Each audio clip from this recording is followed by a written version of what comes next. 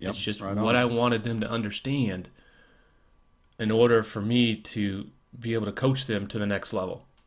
They Yeah, needed you to. want everybody in common ground Yes. and following the same system. Yes. And I was just online or on a phone conversation for more than an hour with one of my client contractors this morning about estimating. Mm. And so many of the issues he's having is he's got two different estimators, and they go about their process entirely different ways. So Oh. it's like, dude, let's get a system here, which is one of the things I really like about you and what you do. And I tell my guys that all the time. Andy's going to teach you a system of how to do a takeoff. It's going to be systematic. You can follow it every time, and it's going to help you do a better job. And I like that training.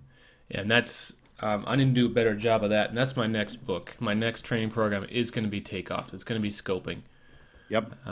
Scoping for Xactimate, because there's just such you get it's really hard. You get a different flavor depending on who's sitting behind the keyboard. Yeah. And even in the same company, you get two different estimators writing the same house. You're going to come up with two very different things because there's no They have consistency. different sketches, so the dimensions Yep. come out different. They Yep. call the rooms, different. One guy this morning called the room a sitting room, and I'm not even sure what the mitigation guy called that same room, but what's the sitting room? And they have a different order. So if you're trying to do a review, one guy starts with the living room, the other guy ends with it, or it's tucked away in the middle. I mean, it's just, and then the line items themselves. So, he's got removing cabinets on, I think it was items 54 through 56, and then replacing them on items 79 through 82. It's like, Oh, put everything, so it's just, there's no sense of system. no. And, that makes adjusters mad. It makes them suspicious of you. And you can't do a review that way either. As Yeah. an owner, I did reviews all the time. And if I couldn't compare an apple to an apple, I mean, man, it took me three times as long. Yeah, it telegraphs to the adjuster what level, how classy your organization is, for lack of a better term. These guys can't get their numbers straight. They can't. They're not even capitalizing the first letter of their rooms. That Yeah. those little details. They tell an adjuster whether or not someone knows what they're doing.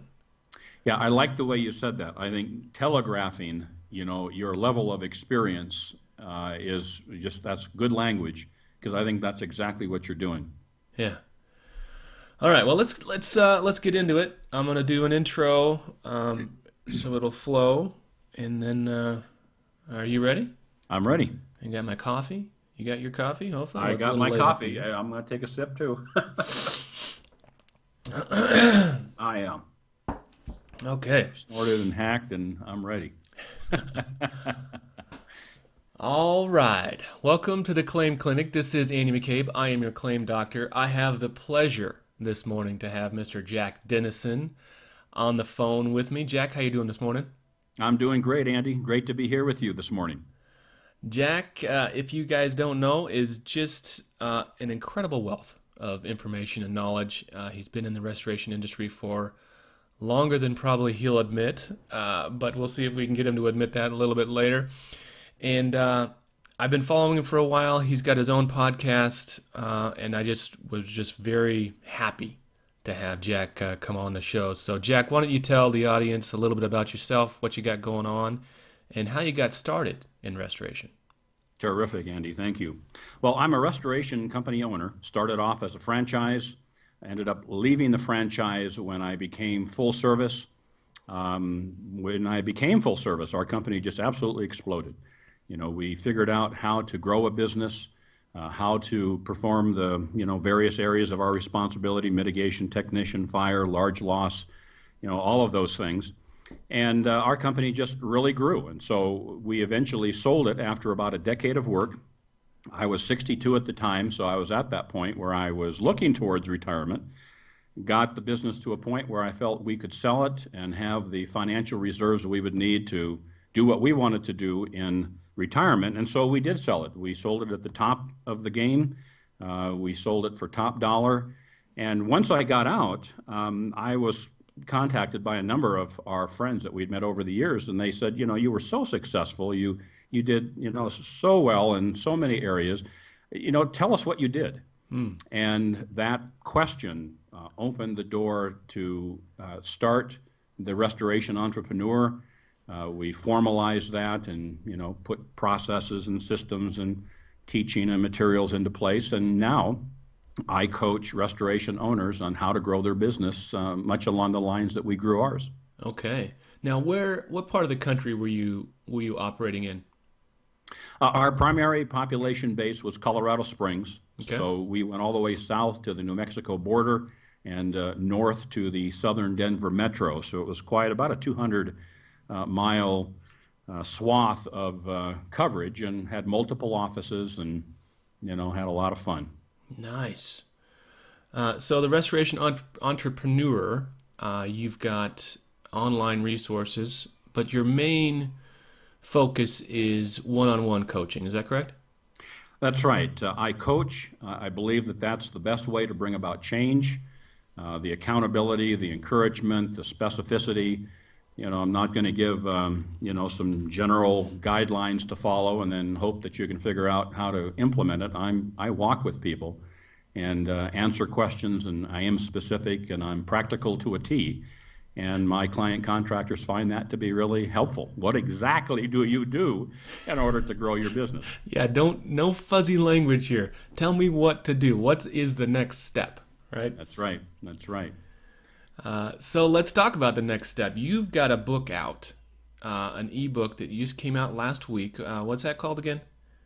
It's called How to Grow Your Restoration Business, and it's actually the second edition to that book. Second edition. Okay. Well, I have printed my copy. I haven't read it yet, I'm ashamed to say, but things get busy. So let's give us a Cliff's Notes version of how to grow your restoration business, and why people should go look for this thing and download it. Well, when I first wrote the book, trying to create some space in the marketplace, demonstrating, what we did as an owner, and that's what the book was based upon. So this is what we did, this is what we learned, this is what we think about the things that we did.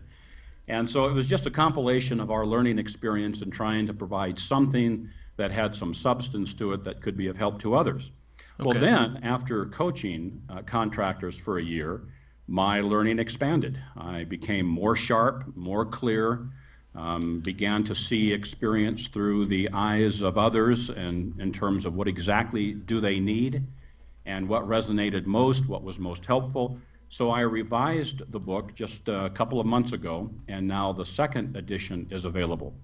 And so it's all about two things. When I talk to restoration owners about how to grow your restoration business, they are always interested, as I was, in two things. One is, how do you accelerate your top-line revenue growth?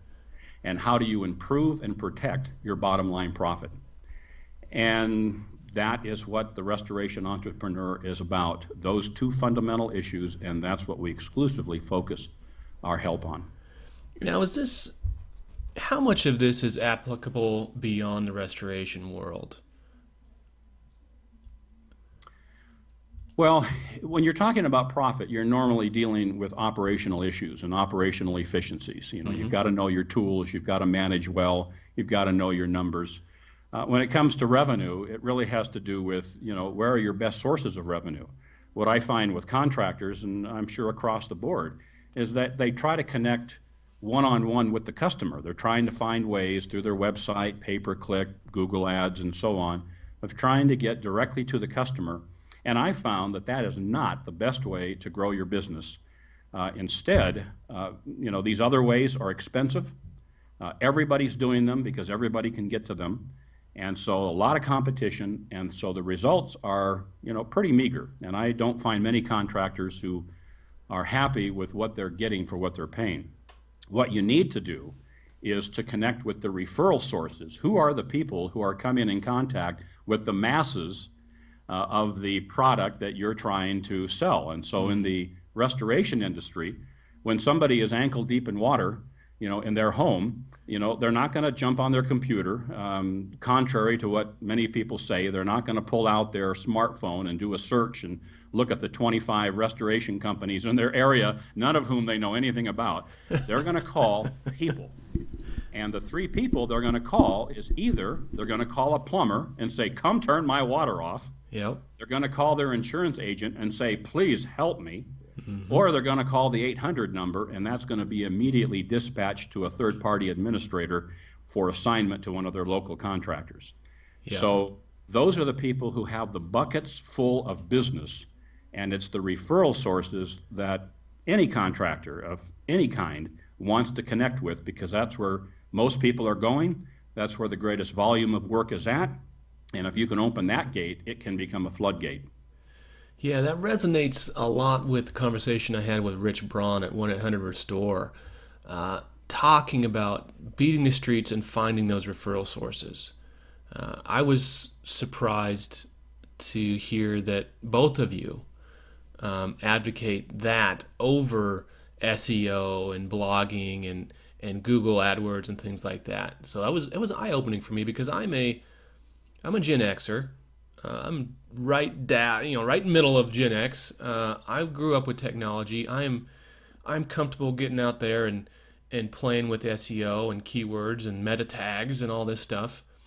And what I'm hearing is, forget it. Do that, but really you need to get to the source, and that's people, right? I think that's absolutely true. I think it's a matter of, are you going to be happy with 2 to 3% per year growth?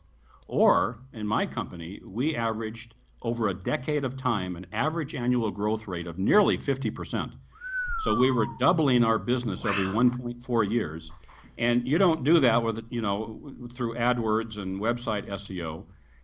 Most and perhaps every large restoration contractor has built their business, the breadth and the speed of their business growth, on the backs of program work, the backs of TPAs and these kind of groups who have a lot of work. And if you can establish a relationship with them, you're going to be on the rotation to receive a good portion of that. Mm-hmm. In our case, we were on nearly 30 preferred contractor programs, but that's not all that we did. 30? We were on 30 preferred contractor programs. How do you manage something like that? It sounds unwieldy. Well, that's one of the challenges of ownership, is you start off doing 200,000, and then you're doing 500, and then you're doing million, then you're doing 3 million. It's like with any growth industry, the owners have to be able to adapt and change. And oftentimes you'll meet contractors who have reached their level of capability. And if they don't let go, if they don't release and empower others, if they can't make the personal changes, then they become the bottleneck for the $1 million, cap out, because that's where most contractors reach their limit, owner-operators, of capability. And most don't grow beyond that because they don't make the personal changes that empower the internal changes needed to continue to grow. Because you simply can't manage much more than that. Not one person. Not one person, yeah. I'm tapped out. A project manager estimator is tapped out about $1.5 million, and that's with support staff. That's right. So let's talk nuts and bolts on that for a minute. I worked for a company who had 4 or 5, given the volume in a given year, different teams of 3 people, and it was a project manager estimator, essentially a sales guy, and a coordinator, which is a admin assistant more than anything else behind a desk, and then a superintendent. So those 3 people would manage certain aspects of the business as it came in, and the way they had it set up was one team had State Farm PSP, another team had Farmers, another team had Allstate, and maybe one other TPA. Is that similar to what you guys had set up? That's not the way that we organized ourselves. I think the 2 fundamental ways that contractors organize for construction, where you have higher volume, higher revenue, is in a much more complex environment, of course, with construction than with mitigation, sure, is around a team of specialists or a team of generalists. A generalist would be your typical write and run. So the estimator is going to sell the job, he's going to write the job, and he's going to run the job as a project manager. And so you say, well, how many jobs can a write and run person oversee at any one time? Well, Not a whole lot. 8, 10, Yeah. not a lot. Or you have a team of specialists where you have an estimator, and his primary job is to do the takeoff and write the estimates. Well, he can punch out 10 estimates in a day. I mean, he can do 10 roofs in a day. You have a project manager who can oversee 15 to 20 jobs, showing up every other day, and that was our requirement. Every other day you've got to be on site. It may only take 15 minutes to look at cleanliness, talk to the customer, supervise the work of the contractor, make sure that, you can't see the drywall patch, the textures match, clean cut-ins, that sort of thing. So it doesn't take long, and you can oversee, 15 to 20 jobs. And so the larger you get, the more volume you need out of each production person. And the write and run, there's just so much to do in that combination of activities. You just can't handle those many jobs to keep track with, doing 50 jobs at once, doing 20 jobs, 30 jobs at once. That's a recipe for failure. You're a jack of all trades and master of none, truly. I don't know how many times I've found myself as the sole estimator, sole project manager. Oh, and by the way, here's another couple hats. You're the marketing guy. Yeah. Yeah. So the specialist way is really, geared for growth, and that's the direction that we went. And so how many estimators do you need? We ended up with 3, and they were just always pumping. Right. Now that's back to the revenue question. Where do you see revenue being generated? And I'll tell you where I'm headed. I believe revenue is generated in 2 places. On the mitigation side, it's generated with the water damage technician actually doing the work. But then on the recon side, I believe revenue is generated with the Xactimate estimate. Now, where do you see? Well, those are elements of both sides. What I like to talk about, and then let me say something specifically about the points that you've raised, is what is the best way, the most rapid way for a mitigation-only company to grow, and what is the most rapid way for a full-service construction company to grow? 2 different things, for sure. So for a mitigation-only company, by far, their best opportunity to accelerate their top-line revenue growth is to become full-service. I just talk about that all the time. And so here's what the numbers look like in a situation like that. So let's just say that you're a typical mitigation company who's tapped out at the maximum that you can manage, and that's about $1 million. Well, the average size of mitigation is about $2,500, so you're somewhere around 400 jobs. Now, that's a lot of jobs. Mm-hmm. The reason they don't get the $2 million is how in the world do you create a flow of 800 jobs a year and do it year after year? It just doesn't happen. So 400 jobs, which is a lot, at $2,500 each, roughly, average, so you've done $1 million of revenue. If you add full service at about an average of $10,000 for the typical rebuild, now you're looking at $4 million of revenue, and at 50% profit, which contractors can and should earn on a per job basis, you're looking at $2 million of profit alone. So let's cut that in half. People are saying, nah, that's just not going to happen. We're not going to do that. Well, so let's say you're doing $1 million of mitigation and you cut that by 50% and you do 200 construction jobs. That's $2 million of revenue, $1 million of profit, and your profit out of adding full service is more than what you're currently doing in your mitigation side. So, the reason that many mitigation-only contractors don't add full service, don't add construction, is because everybody's telling them they can't. It's too hard, too many problems, the margins are too skinny, you're going to fail. And the truth is that becoming full service, again, if you know how to implement it, you know what it takes, you don't have to become a master builder, it's just not that hard. So if you want to grow a mitigation company, become full service, and it takes some time to ramp up. You're not going to, 1 year do nothing, and the next year you're going to do $2 million. But over a period, you can double and triple your current business by adding construction services.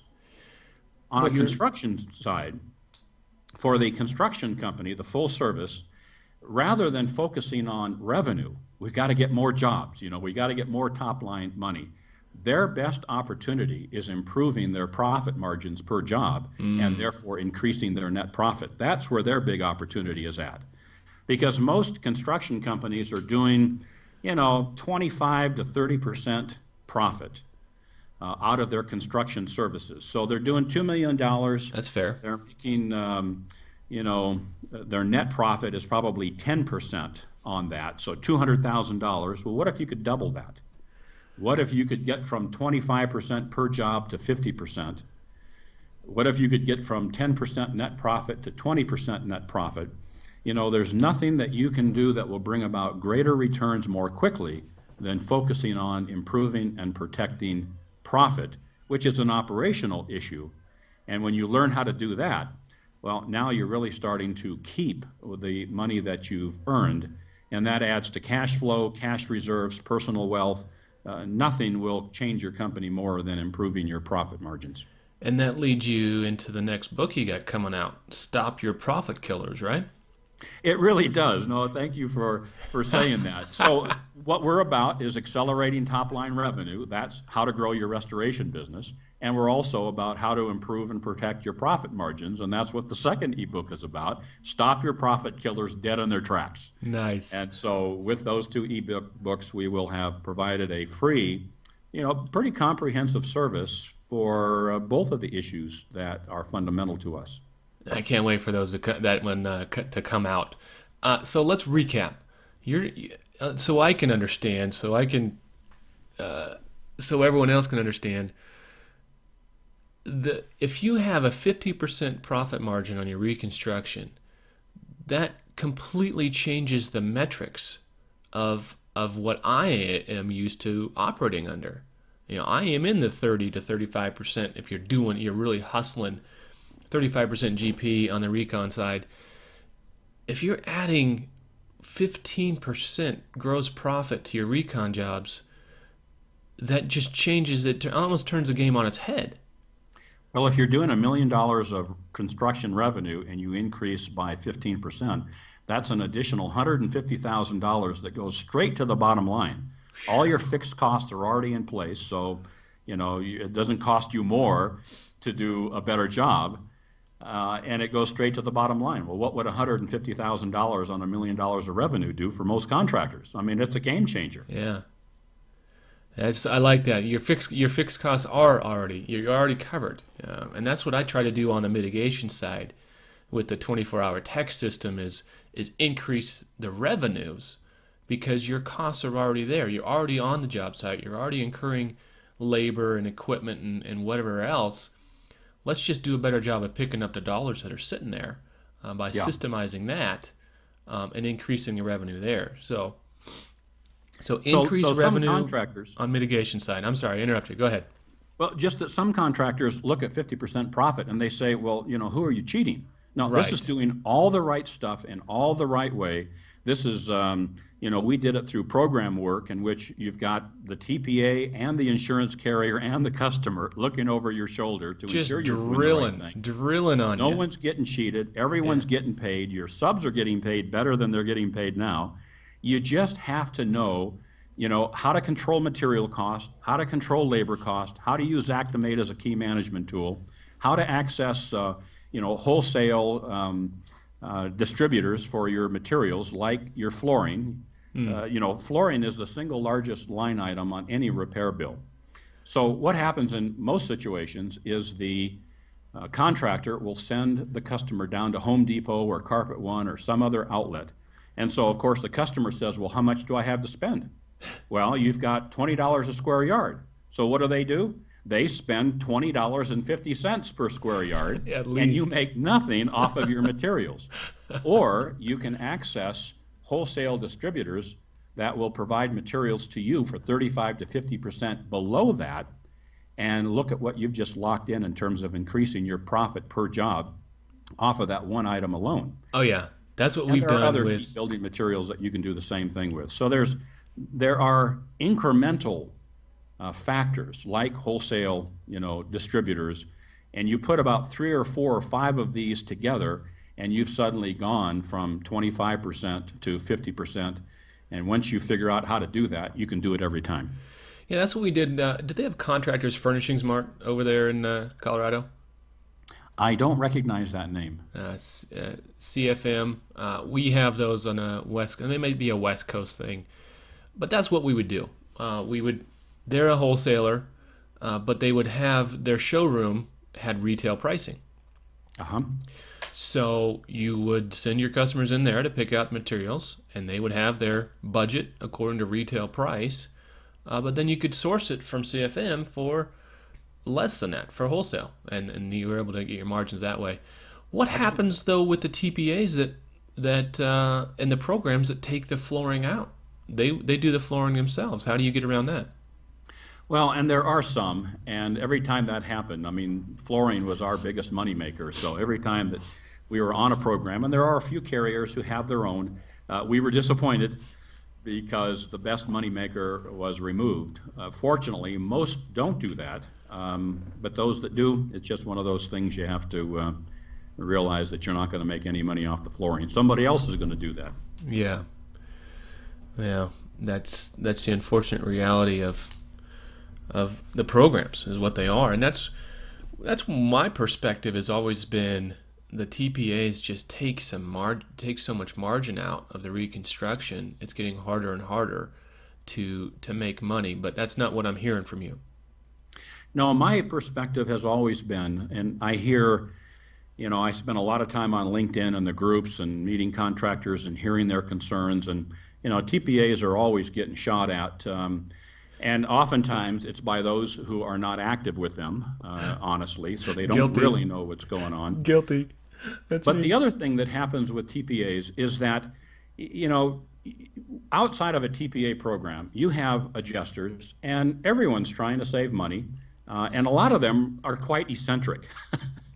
And they have some of the most peculiar personal limitations, requirements, and they do just beat you up, and they can do that pretty much at will. Yes. In a program, you have program requirements in which stated very clearly, for this issue, you do this, you don't do that. You charge for this, you don't charge for that. You use this item and not that line item. And so all of that is clearly, declared. It's an agreed upon approach to estimating by both the carrier and their adjuster and the contractor. And if a contractor tries to step outside, if an adjuster tries to step outside of that, you have recourse. So I think you're actually more protected in a program because all of those peculiarities and preferences are declared up front, and you have something to fall back on than outside of the program. And then when you compare that with the volume of work that they can bring you, it's just a no-brainer. I mean, every large contractor has built their business on the back of program work, and their key challenge is to diversify so that they're not overly dependent on a single source. Mm-hmm. So there are 8 national third-party administrators. We were active on 5 of them. If one of them went away, well, we've still got the other 4, and we have other work that we did, government work, local fire services, other resources from local professionals. So you don't want a single, like Contractor Connection. Everybody knows them, everybody pursues them. You don't want 90% of your work coming from Contractor Connection. No. If 90% of your work is coming from 5 or 6 TPAs, that's not a problem. Uh-huh. If one of them goes away, you've got the other 5, as well as other sources of revenue as well.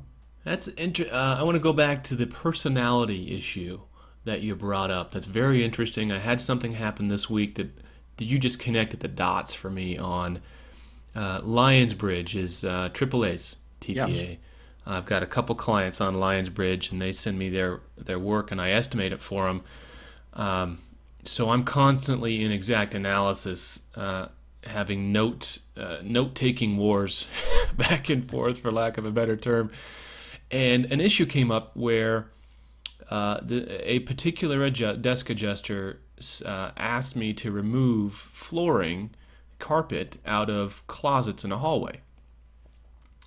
And my experience says closet is a subroom of the main room. You know, if it's a bedroom and the closet has carpet, well, that should be. There's not a matching issue. There's not a doorway issue, right?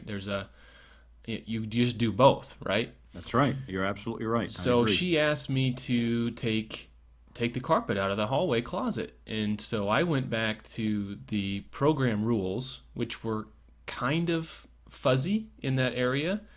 But then I went back to the previous 5 or 6 estimates that I'd written and just lined them out. And I said, this estimate, this claim, this claim, this claim, this claim had a bedroom with a closet in it, and we as a team, me and Linesbridge, okayed the carpet. How would you like me to address this? And so going back to the program and the rules are already in place, she was able to come around and say, oh, okay, it's paid for. No question. But it was her individual training or lack thereof, because she was probably fairly new, that she didn't understand the program. And so what I heard you just say is that's a good thing. You have a program to have the rules in place so everyone's on the same page. You don't have to bicker about that stuff. Yeah, I love everything you just said, agree with everything you just said. I think that was spot on. And as you indicated, we don't know when we're dealing with a desk adjuster or any adjuster, whether, what kind of experience they have. I mean, they're not general contractors. Some of them are brand new. They've just gone through their own training. So they're trying to figure out what they're, how to approach things. And so you're right, a closet should be a subroom of the larger room. Flooring is taken care of when you, drop and fill for that room. And so she's confused, she's got the power. She says, we're not going to pay for this. And if there was nothing to fall back on, what are you going to do? It's your will against the adjusters. And, oftentimes the adjusters are just going to dig in and say, this is how it is. But where there are program requirements, there's a history, there's, commitments that have been made previously, and this is how 8 others have done it. You're the odd man out. It's like, oh, gee, well, maybe I did make a mistake, and there is something to appeal to other than to a supervisor. Right. Because who wants to go to a supervisor over $120 worth of flooring? Yeah, it hurts relationship. It really does. Wow. Good stuff, Jack. Once again, I just want to thank you for taking the time to share with me and my audience, and I'm excited to see where things go. Speaking of where things go, where do you see this industry in 10 years from now? What are the major changes we're going to see as restoration contractors that will affect how we do business? Well, I have a webinar in which I talk about what I believe are the 3 major trends that have occurred over the last decade, and they're only picking up steam, moving into the next decade. One is that we're moving towards full service, one call to one contractor who can do it all. Customers demand it. Most insurance carriers and TPAs prefer it. So we're definitely moving in that direction.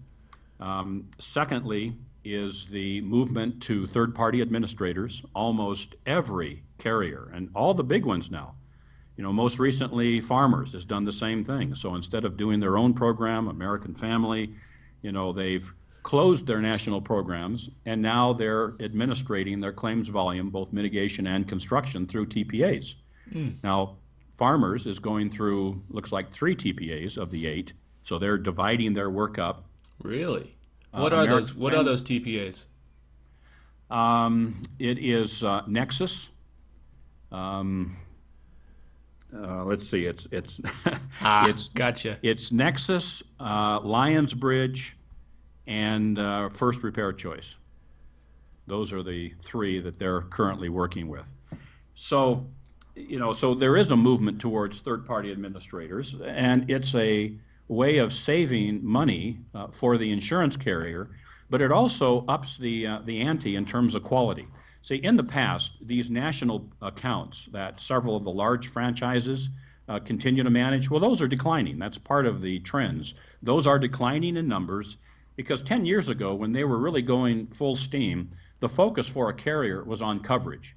who is out there that if I get a job in Boston or I get a job in Los Angeles, there's going to be somebody on the ground that I can send this to. Right. Well, there were primarily two of the franchises that were, broadly represented across the country to be present in most major markets. Yep. So the issue was coverage, and so that's where the national accounts came from. The problem is that there are some really good franchises and some really poor franchises. And today the issue for carriers is not coverage, but customer service and satisfaction and customer retention. And the time at which a customer is most vulnerable to retention is during a claim. Yep. They don't like the insurance company, the policy limits, the adjuster, they get sideways with the contractor. So they pay out all this money and then they jump ship and go to another carrier. Yep. So the focus is upon retention. And in order to retain, they have got to have a superior customer experience. Interesting. So the program for coverage, in which there's good and bad, doesn't provide for that. The TPAs, who manage at the high bar of excellence, high benchmarks and accountability, they keep the best, work with the best, require you to be the best to help ensure that the customer gets the kind of superior experience that they expect. So there is a movement away from national accounts and to TPAs, and that's going to continue for the reasons and others that I've just given. And then the third major trend is a movement away from direct contact with the customer to these referral sources, where that's where the growth is going to come from. That's where the power is at, because they're the ones who have the assignments to make. And so even with the government agencies, I introduced my client contractors to 3 government agencies that are at work in every community. They provide grants to local homeowners that range in size from $7,000 to $70,000. Well, contractors want to know those guys. They want to get on that preferred contractor list. They want to start getting some of those assignments through the government, doing these kinds of remodels and rebuilds for $7,000 or $70,000. And the way you do that is not trying to find the customer, because you'll never find them. You've got to get involved with the agency who has these buckets of business that they're going to send downstream to a reliable, dependable contractor, and at least to be on the list, so that you're competing with a small group rather than with a large group for who's going to do the rebuild for that particular person. All right, let me have you reframe that, because I'm not quite clear on what that means. Moving away from direct contact with the client. Website SEO, Google Ads, Yellow Pages, all of those are attempts to help the customer find you. Those are direct to customer. Okay. So there's going to be more of a move away from that. Yes. Okay. To the referral services that are going to provide you those direct contacts, like the TPAs, the government to the TPAs, services, okay, and others. SEO, direct marketing type stuff. Okay. Speaking of referral sources, there's non-TPA referral sources. Homeadvisor is one of the big ones. Guys are paying Homeadvisor ridiculous sums of money for maybe referrals that they're sending to multiple contractors at the same time. What is talk to me about that side of the market in marketing and referrals. Contractors that I talk with, that we read about in group discussions on LinkedIn and other sources on the internet, all seem to express a dissatisfaction with that. As you said, the cost is high, the return is low.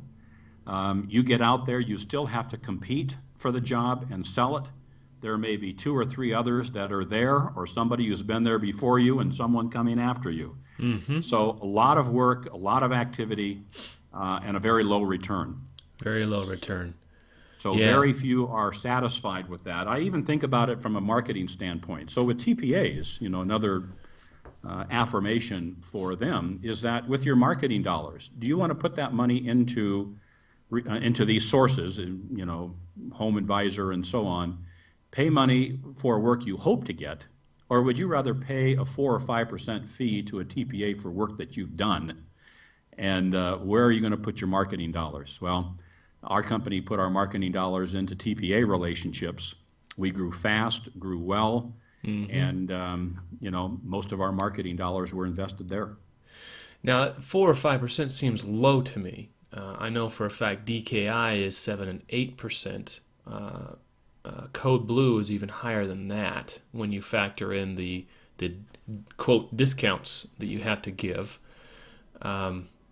What is the average take or the average cut a guy can expect to hand over to use a TPA or be on a TPA program? Well, Nexus is 5%. The last I heard, the last I knew, Contract Connection was 4. It's possible they've gone to 5, but it's not above that. And so that's, I think that would be the industry average, about 4 to 5%. Okay. And I'm not sure what the numbers are on Lionsbridge, but someone can get on the comments and let me know. How about that? Great. All right. Well, we've been talking about 50 minutes here. We'll probably do a segue somewhere in between and cut some of this out. Let me take a look at my notes here. And where else do you want to go, Jack? Well, I think we've talked, about some really important things, about what's the fastest way to grow a MIT versus a construction. I think all that stuff is really key. I mean, those are vision issues and hopefully inspirational issues for people. So, no, I feel like we've covered a lot of good stuff and, happy with what we've done. Okay. Then let's wrap up with talking about your coaching services, and I might throw in something about what I do for a living, and then I'm going to talk about the upcoming PLR show. Let's talk about shows in general. This is not going to come out before I have to go to Toronto, but let's talk about that. All right, I'm going to just put a marker here for me here. All right, Jack, this has just been mind-blowing with how much information. I'm sure I'm not alone feeling like I'm drinking from the fire hose, as it were. But let's circle back, and I want to talk about your business, the Restoration Entrepreneur, and what it looks like when someone comes to you and says, "Hey, Jack, I think I'm ready to grow my business, and I think I want your help." What does that look like, and how do you bring people into the fold? Well, I coach through a series of coaching plans. Currently, there are 8 different plans that are focused upon, the specific issues that a client contractor could be interested in. So, for example, one is the revenue generator. So it is a plan, it's specific, it's practical. How exactly do they go about increasing their top-line revenue? So it's about introducing them to TPAs, government agencies, local fire services, local professionals. What do you do exactly in order to increase your top-line revenue? There's another called the Profit Maker, and it's designed for full-service companies who currently have a construction services division, but, like one contractor I was speaking with already this morning, his net profit for construction is 21%. Well, that's a percent above O&P. That means he's spending all of the money on material and labor that he's getting paid. So let's focus specifically upon the operational efficiencies of construction services and how do we improve that to get to a 50% profit margin every job, every time. How do we do that? And so it focuses specifically on that. I have a coaching plan called the Startup Igniter. So I get called by, contractors. I go franchise, should I go independent? And what would the services look like to help them get traction in that first year and implement, organize a well-running, effective, growing business from a startup?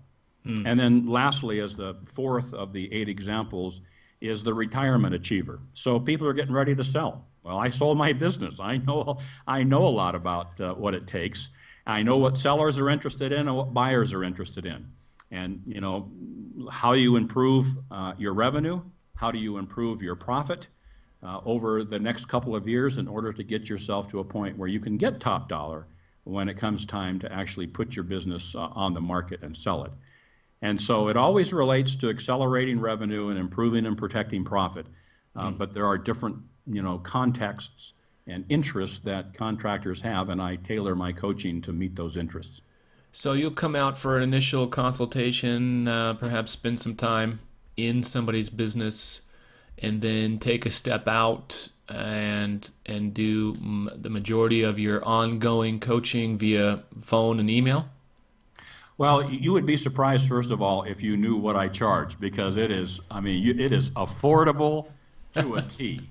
So, my guys just love that because it really does not cost a lot. Sure. And part of that is I don't make on-site visits. I don't need to. Everything that we do, we can do by telephone, internet and email, and desktop sharing. I'll get on the computer with them and share a desktop and get into Xactimate and get into their estimates, and we go through review, and I show them these special features, and I show them how to use Xactimate as a key management tool. And it can all be done, right from my office and from theirs. We'll talk 2-3 times a week about issues they face, and we will coach for a full year of intensive help in whatever their issue is. And it might be both revenue and profit. Sure. And help them make the changes they need and solidify those changes so that when the year of coaching is over, they know what they're doing and how to do it, and they can maintain it. I like to hear that because that's pretty much what I do with my Xactimate estimating business is people don't understand that I don't have to be on site to write a good sheet. Yes. I get all my estimates and scopes and pictures via a shared drive, whether it's Dropbox or Google Drive, and I write my estimates from there. And a lot of times I interface directly with XactAnalysis and upload assignments on behalf of my client contractors, and I don't leave the beauty of my office that I'm sitting right here, in Bend, Oregon. So yeah, it's a lot with technology. There's a lot we can do remotely and still provide top-notch services and coaching. Yeah, and let me not miss this opportunity to say this.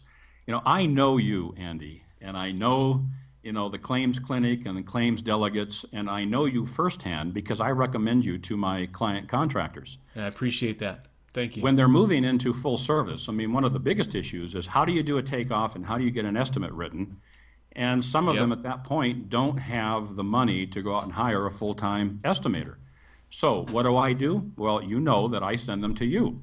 You have a systematic approach for a takeoff, so you teach them how to do it. You write the estimate for them. Your fees are just wonderful. It really works. You're prompt, you're comprehensive, and there are, outsourcing, services that are available for some of these key issues that a person might face as they're moving into construction, and you're one of them. And as you know, I and my client contractors, a handful of them are using you right now, and we're happy with the service that you provide. Oh, thank you so much. It's an honor to help your clients, and thanks. I can't thank you too much for that. It's well deserved. I'm blushing here. Okay, let's go on to. I've got the PLR show coming up. I'm giving a breakout session over 2 days on what I'm calling mitigation Moneyball, and hoping to show folks how to gamify mitigation to increase this frontline revenue that we've been talking about. And this will be the second show I'm going to this year. The first one was RIA, and I'm conflicted when it comes to shows as far as the return on time and investment for folks going to shows. And I wondered what your take was. I don't know. Is there 50 different opportunities to go to different shows every year that have to do with restoration?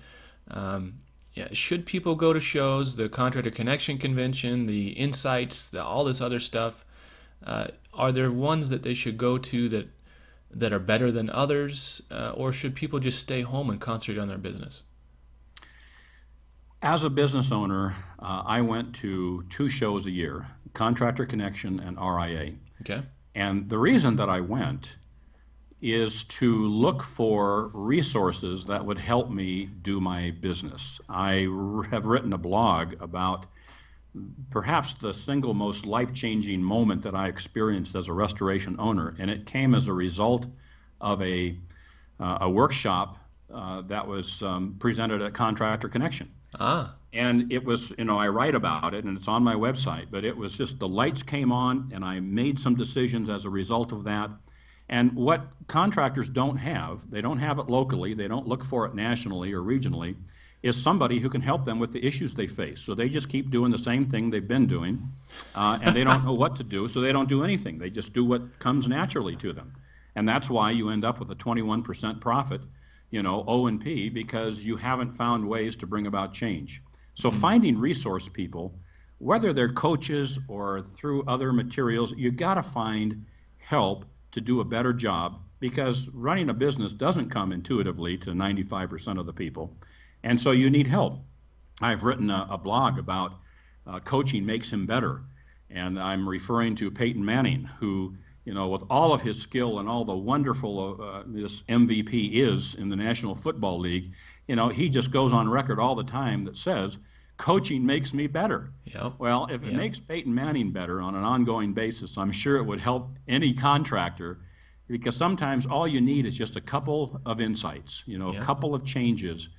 I was talking with a contractor who'd been in the business for 10 years doing $3 million of work, full service, and we were doing a desktop share, and I was showing him some things in Xactimate where suddenly he just started to roar with laughter. He was just belly laughing.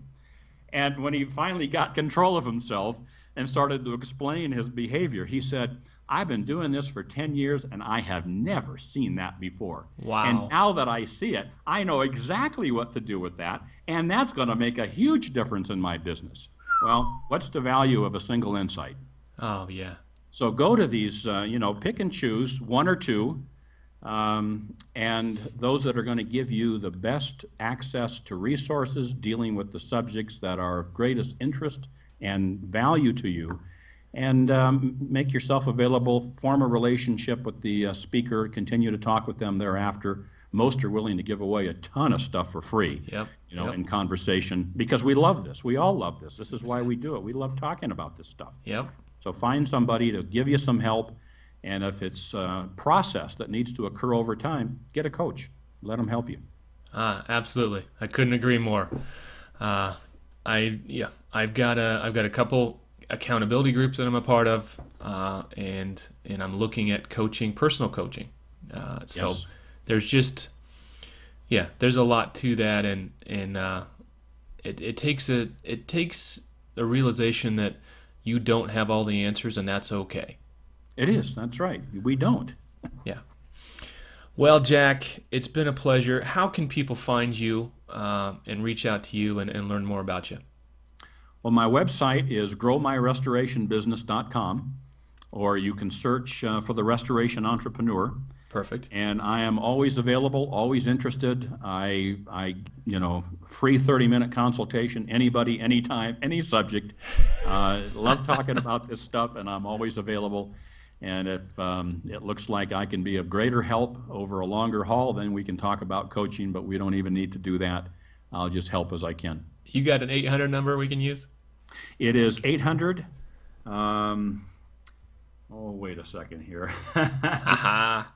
I use my email my cell phone most often, but the 800 number is 800-655-1598. 1598. Perfect. Any parting shots out there to newbies to the industry? Don't be afraid. This is an industry of great opportunity.